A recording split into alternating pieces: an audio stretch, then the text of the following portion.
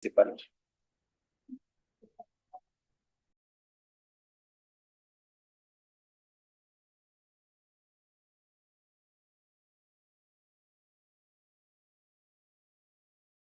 In ascend Then tayo magre-recorder sa video. surname ko na Sir Kevin.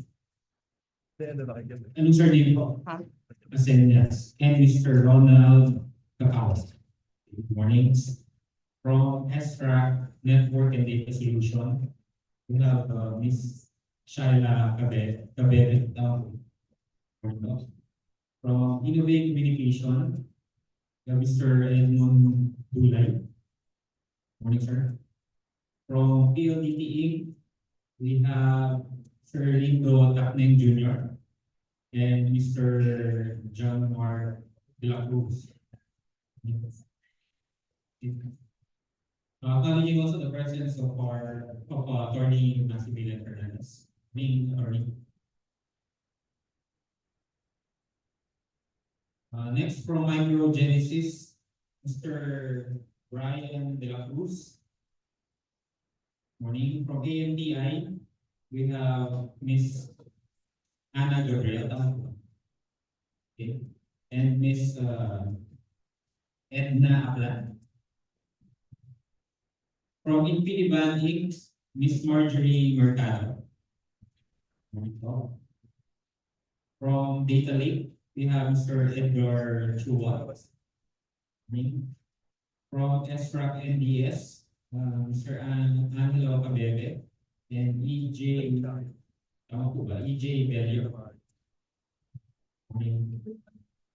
From Eastern Telecommunication Philippines, we have Miss Angelica Ibasco. Again, from Data Lake, we have Mr. Paul Del Rosario. And from Plexus Systems, Miss Angel Hoffman. And we also have participants online. So kindly, kindly open your camera once I call your name. From Converge, Miss Evangeline Aquino.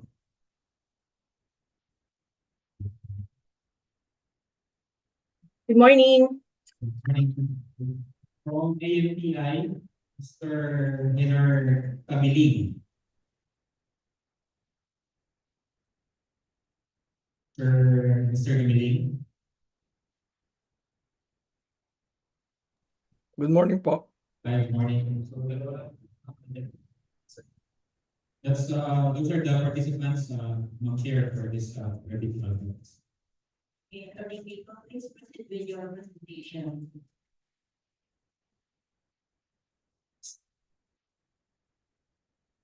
Thank you, Madam Chair. So on behalf of the Business and Awards Committee for Goods, I would like to welcome everyone for today's briefing conference for contract ID number 25GZ00004. This consists of two lots. For lot 1, the ABC is 78,500,000 pesos. And one for lot 2, we have the ABC is 37 million pesos. This contract is entitled DPWH Wide Area Network 1 Connectivity and Internet Service. So again, good morning, folks. So before we start, let me present to you the outline for today's briefing conference. The first point of discussion would be preparation of bids. This consists of the requirements for eligibility, legal and financial documents. We have the discussion on technical specifications and the bidding forms, which is based from the GPPP 6th edition bidding documents. And finally, we have the format and signing of bids. And later on, we will also discuss the procurement timelines and finally, the question and answer session. Okay, so let's begin. The purpose of this briefing conference is, of course, to clarify and address the bidders' questions on the technical and financial components of the bid or of the project, to ensure that the bidders fully understand the procuring entity's requirements, and to ensure that the bidders know the changes and or amendments to the bidding documents. So please be reminded that any statement made at this pre-bid conference shall not modify the terms of the bidding documents. So yung mga discussions po natin later on, kung may questions kayo or clarifications, please be informed and please be reminded that these will not change yung contents or requirements of the bidding documents unless these changes are reflected po, through bid bulletin or supplemental bulletin. So that's why we advise all bidders po to propound your questions also in writing para po mas masagot officially na Bids and Awards Committee. But for purposes of discussion later on, pwede nyo naman pong tanong yung mga questions ninyo provided that these are only merely clarificatory. Okay. Then the pre-bid conference is also an opportunity for the prospective bidders to request for clarifications, and the back for goods will respond in writing by issuing the necessary bid or supplemental bulletins to be uploaded in the websites of the department and the PhilJets. So if ever meron pong mga bulletins na i-issue ang back for goods, these bulletins can be found sa ating mga website. We have the DPWH website, the PhilJets website, and yung notices portion po ng ating PhilJets website. And also, you may visit the procurement service to get hard copies of the bulletins. So let's go to the preparation of bids part. So please be reminded again that your bid consists of 2 envelopes. So we go to the first envelope po. The legal documents or yung Class A documents natin. This consists of the valid PhilJets registration certificate or platinum membership. So in your bid, you have to include the 3 pages po. So we have the certificate of PhilJets registration, yung front page, up until yung Annex A, which contains yung inyong details ng inyong registration. So all legal documents indicated in the said certificate must be current and updated. And during post-qualification, the supplier with the lowest calculated bid shall submit the following documents. Ito po to be submitted during post-qualification. First is yung registration certificate from the STC. We have the TTI certificate of business name registration. Ito po yung para sa mga sole proprietorships. Or registration po from the Cooperative Development Authority or yung CDA for cooperatives and other equivalent documents. The next document would include yung inyong mayor's permit issued by the city or municipality where the principal place of business of the prospective bidder is located, or equivalent documents for exclusive economic zones or areas. And another document na included is of course your tax clearance per EO number 398 series of 2005, which must be finally reviewed and approved by the PIR. And of course your audited financial statements. Before we proceed po dun sa next discussion, inform ko lang po yung lahat na you need not submit the attachments for purposes of submission and opening of bids. What is required right now under RA 9184 is you just submit your valid certificate of PhilJets registration. So no need na po to, para hindi makasave kayo ng papel or ng effort, we only require during opening or preliminary examination of bids, yun lang po PhilJets certificate of registration. And then later on, if you will be subject to post-qualification, that's the time that you will submit your documents and copies ng documents.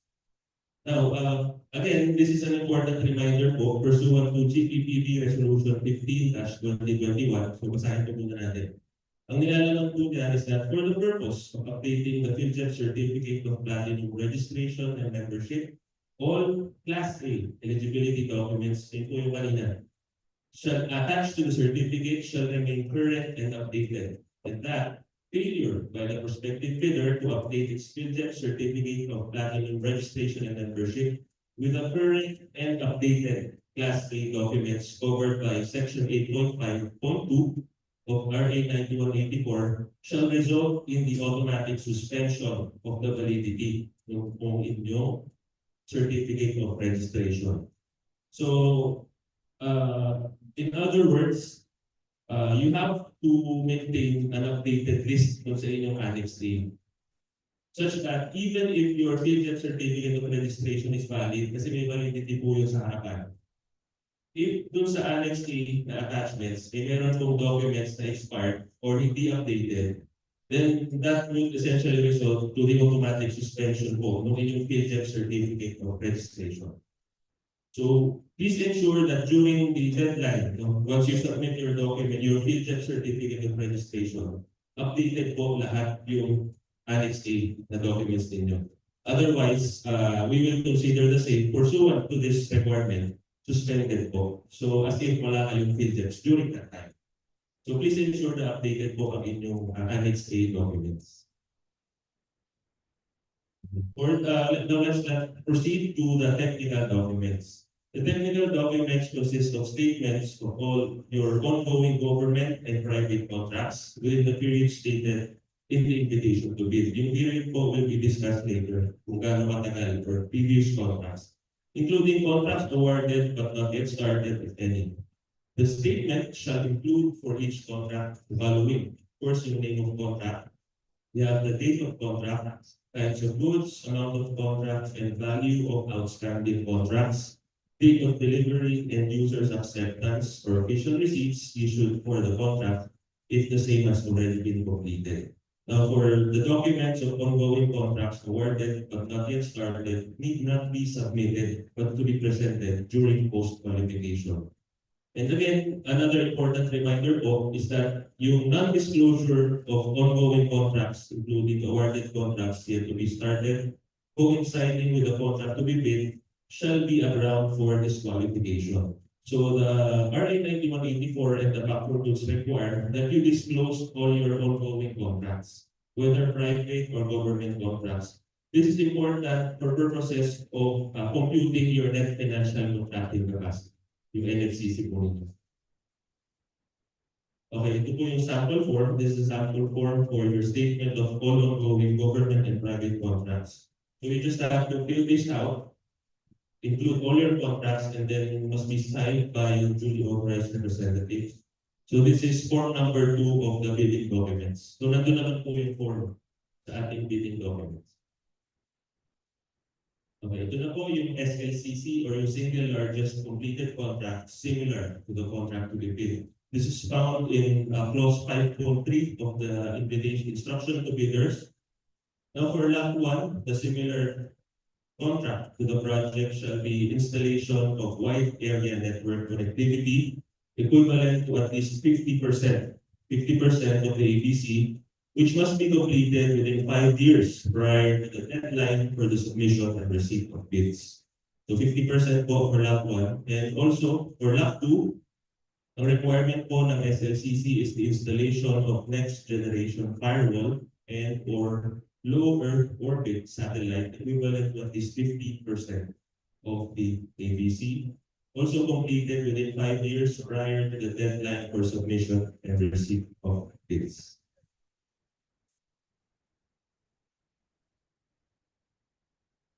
Ito po naman yung form number 1.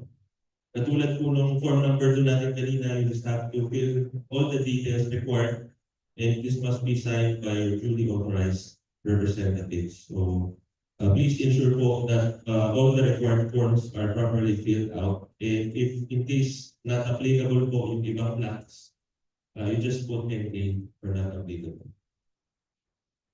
Now let's go to the financial documents. For the financial documents, you're required to submit audited financial statements, which are stamped received by the BIR or its duly accredited authorized institutions. Now, this must be not earlier than 2 years from the bid submission, and only tax returns filed and paid through the electronic filing and payment system or EFPS of the BIR shall be accepted. Now, ito po yung kanina pinabanggit natin that you have to disclose all your ongoing government and private contracts. This is because we are going to use it for your NFCC computation.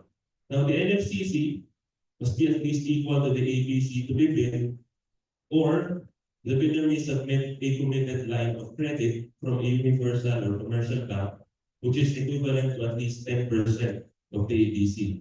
In instances where the NFCC of your company is marami kayong projects, marami kayong utang, marami kayong projects, you may just submit an committed line of credit, equivalent to 10% of the ATC.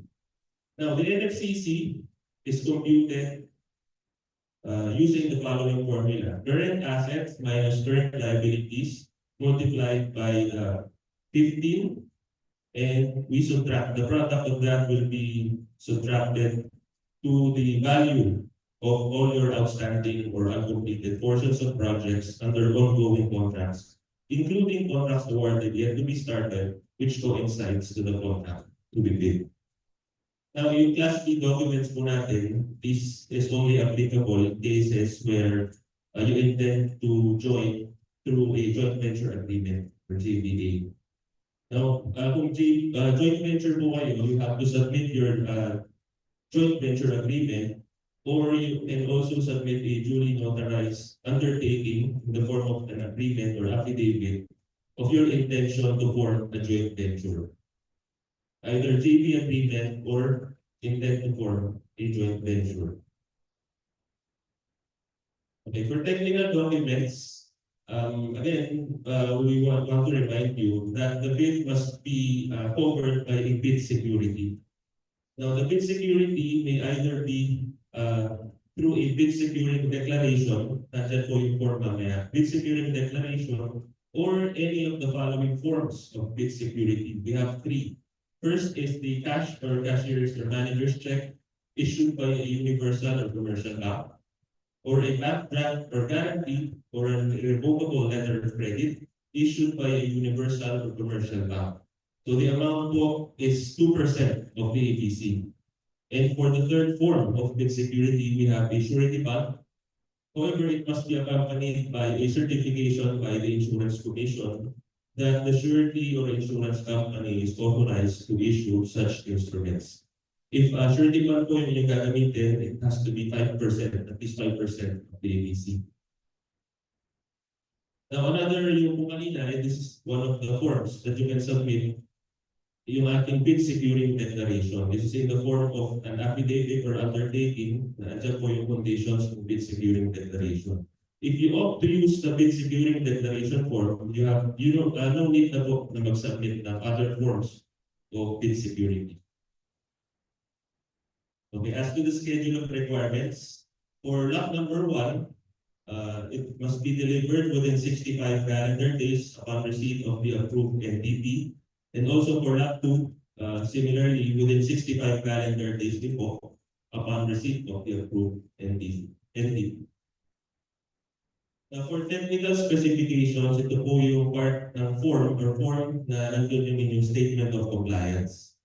So the bidders must state in that form either comply or not comply against each of the individual parameters of each specification, stating the corresponding performance parameter of the equipment offered. The statement of comply or not comply must be supported by evidence in the bidder's bid and cross-reference to that evidence. So another important point po is that hindi lang po comply or not comply yung ilalagay nyo. There must be proof or pieces of evidence that would confirm na yung complaint ninyo na compliant kayo sa requirements ay nandun po dapat sa bid. So evidence shall be in the form of a manufacturer's amended sales literature, unconditional statements of specification and compliance issued by the manufacturer, samples, independent test data, and other documents that may be appropriate. A statement that is not supported by evidence or is subsequently found to be contradicted by the evidence presented will render the bid under evaluation liable for rejection. And the statement either in the bidder's statement of compliance or the supporting evidence which is found to be false, either during bid evaluation, post-qualification, or even during contract execution, may be regarded as fraudulent and render the bidder or supplier liable for prosecution subject to applicable laws and issuances. So please attach evidence of compliance. So ito po yung statement of compliance. This can be found doon sa ating bidding documents. So let's just browse through. So, please remember po na mag-attach yung ating evidence of compliance.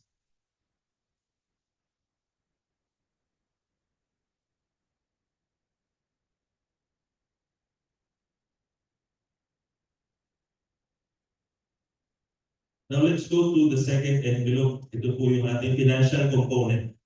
Now, this only consists of two documents, the first of which is the financial bid form.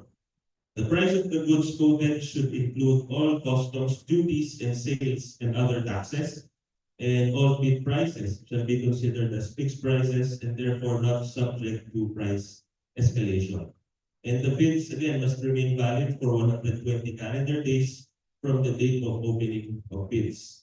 And the financial envelope, as discussed earlier, shall consist of the original of the duly signed and accomplished financial bid form and the original of the duly signed and accomplished price schedule. So we have financial bid form and price schedule po yung ating second envelope. So ito po yung bid form. This is also in the bidding documents.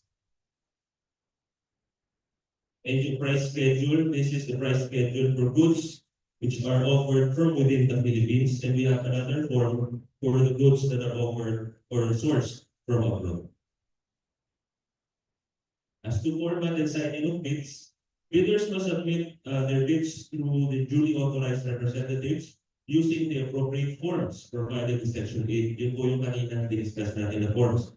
In two separate sealed bid envelopes, and which shall be submitted simultaneously. The first shall contain the technical component of the bid, including eligibility requirements, and of course, the second shall contain your financial components. And the forms must be completed without any alterations to their format, and no substitute form shall be accepted. All blank spaces shall be filled in with the information requested, and then the bidder shall prepare and submit an original of the first and second envelopes. In the event of any discrepancy, of course, the original po shall prevail. The bidders are requested to submit one original and one copy of its bid proposal or documents.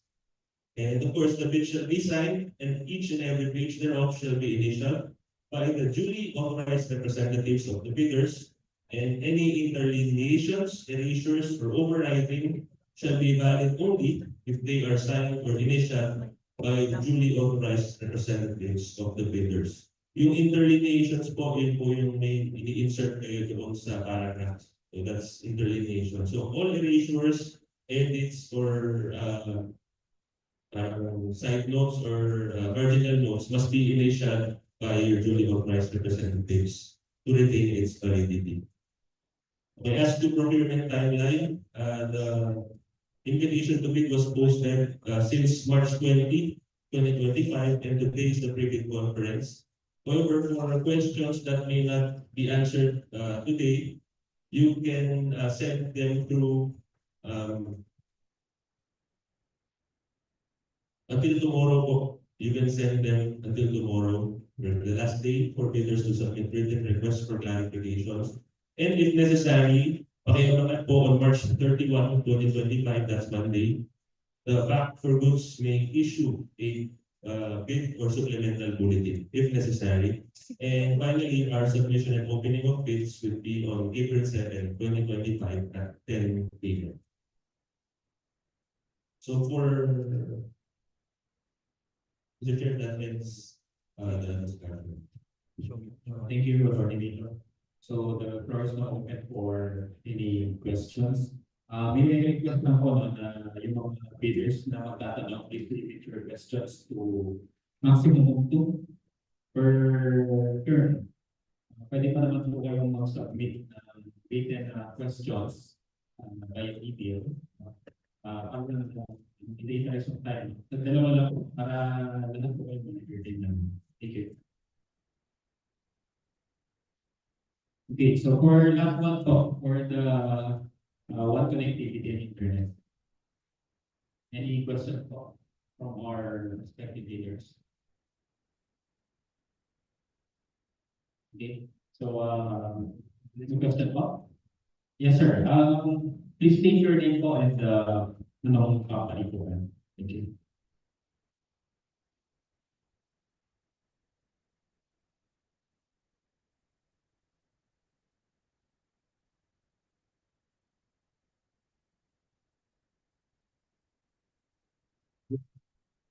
My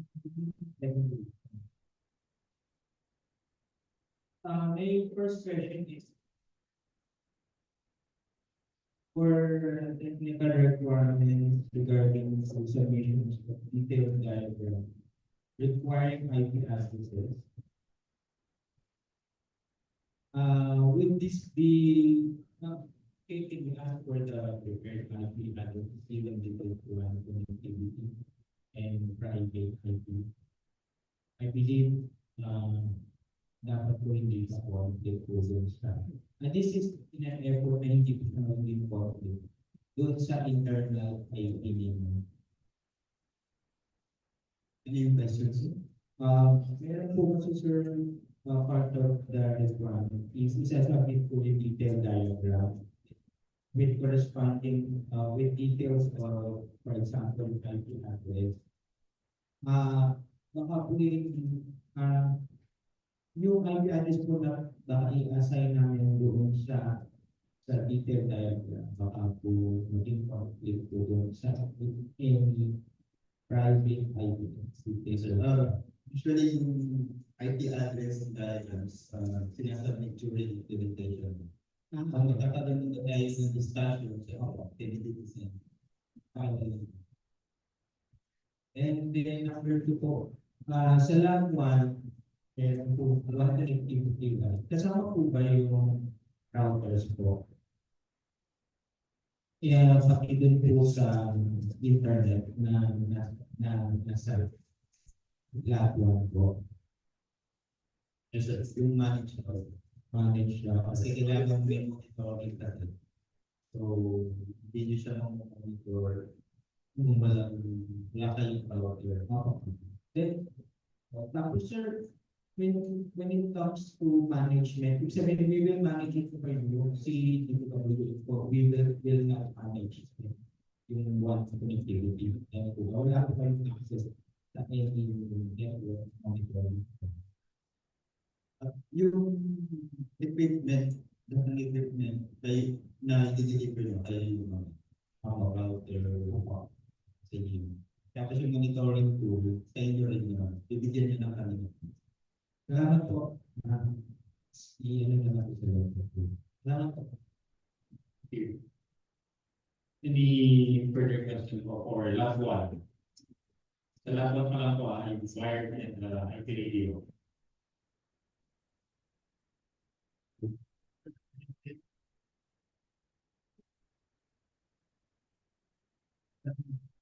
Thank you po, Mr. Delos. Regarding po sa mga slides, pwede po mga mag-discuss for minutes. Nasa bid document, sir, yung list ng sites. 4 minutes, 4 minutes. Hindi kaya namin, sir. Please, 4 minutes. Sir, may specific location naman dun sa bidding documents. Pwede nyo na siguro i-search po yun, sir. No, location naman yun, sir. Public na yun, public offices. Pero kailangan namin ito survey, sir. Paano survey ko? Pupunta kayo sa site.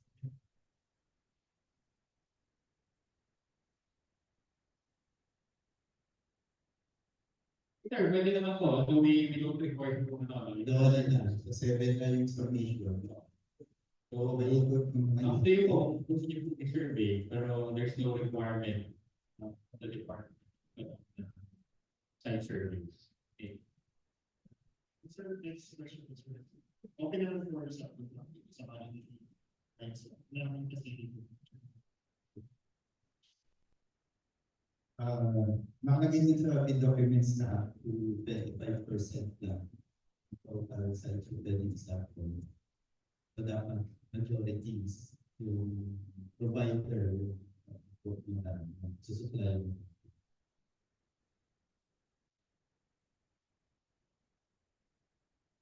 Any other question po for lahat, no?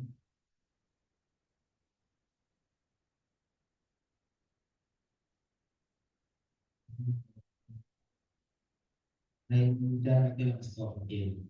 I have one category question na to. Sa page 29, provide domain name system with second party. Just want to clarify lang po, mag-provide kami ng mga domains for DPWH po, or DPWH already have existing domain names like Linux and management sa DNS server. Yes, sir. Kayo yung mag-manage ng DNS. Yung external DNS. Okay. Thank you po. Meron po for okay, so plan po for that one.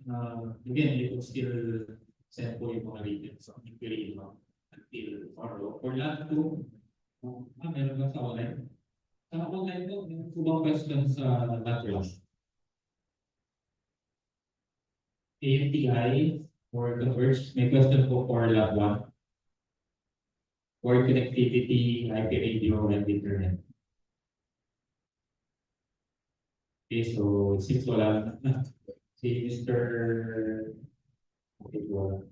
Okay, so let's now proceed with the question and answers for lab 2, yung one connectivity via DO. Questions po?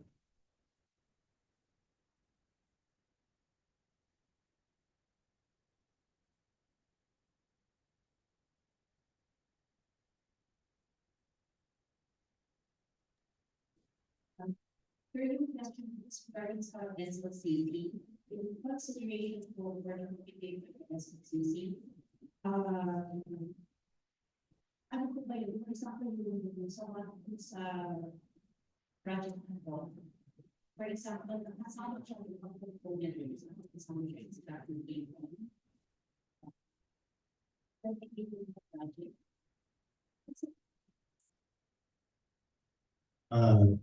Dapat maibigay niyo yung cost ng, like for example, yung firewall.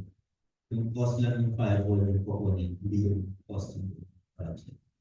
So dapat yung cost ng firewall is at least 50% ng PPC. Thanks.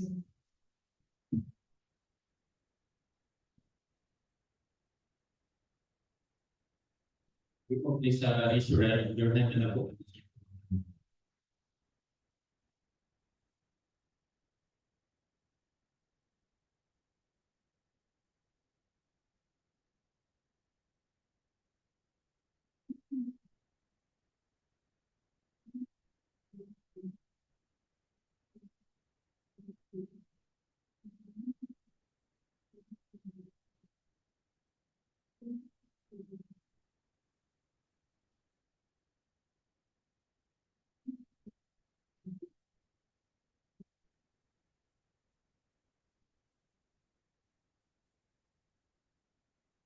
Yung manufacturer certification, definitely yung sa firewall meron. Yung sa low orbit or low earth orbit satellite, yung i-check namin kung si satellite provider ba yung certification na pinaprovide nila. Baka kasi hindi siya manufacturer certification. So it's a clarifying naman.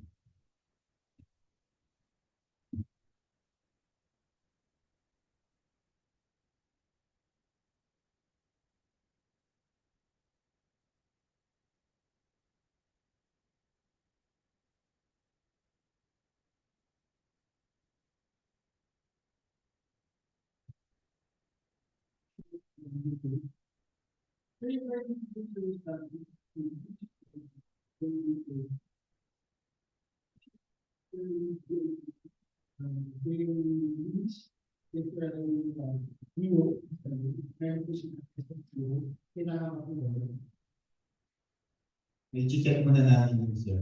Wala pa akong idea.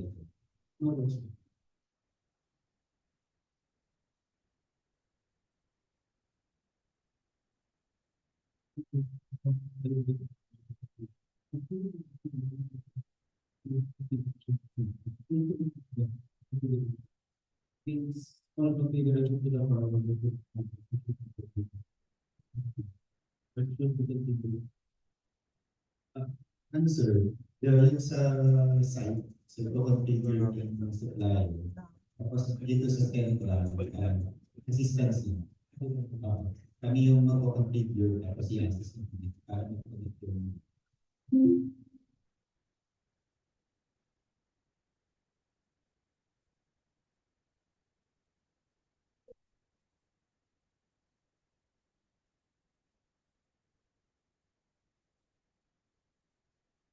Page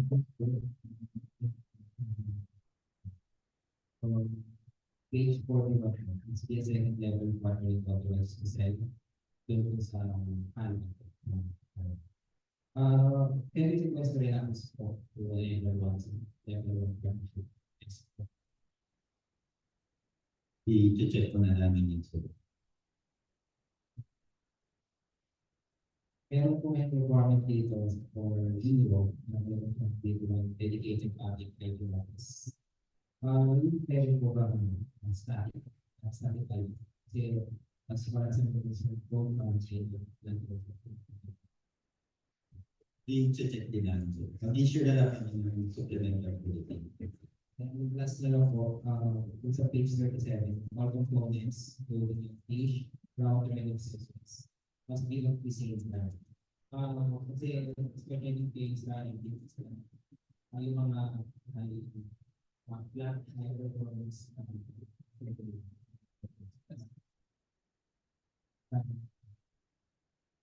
okay ko ba ang ID third party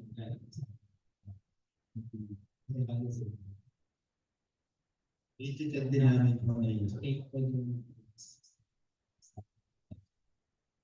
letter sige na response makakapag-respond kami. Thank you po.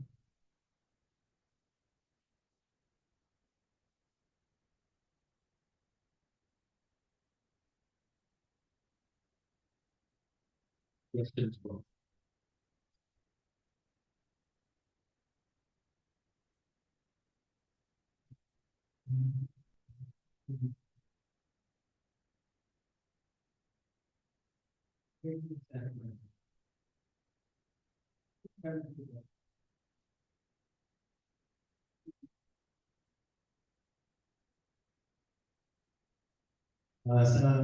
Sa ngayon, sir, yung sa i-deliver site-to-site meeting, pero dapat capable siya ng SQ1.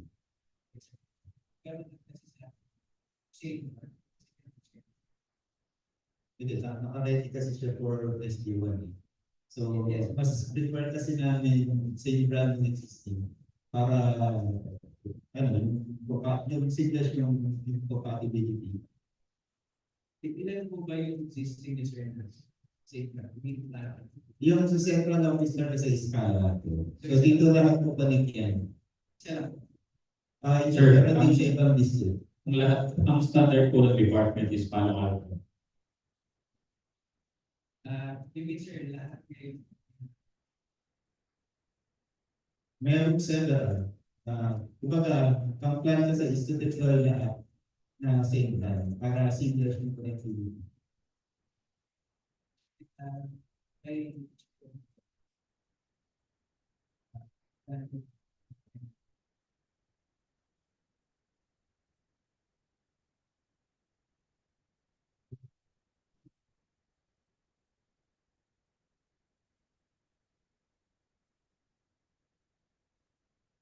Yes, sir. Ni-request na namin yung sir, maka-equal footing. Lahat pwedeng sumunod. Wala siyang tabi.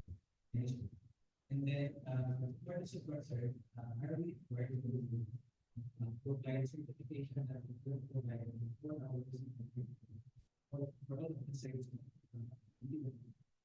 There's an example. Ang site of plan is Manila, and you have site of site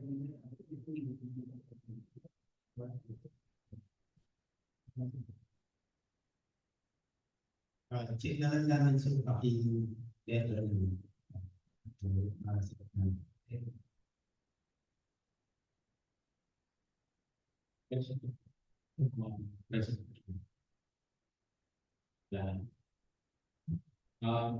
Online po, si from conversion API, any question po or lab 2?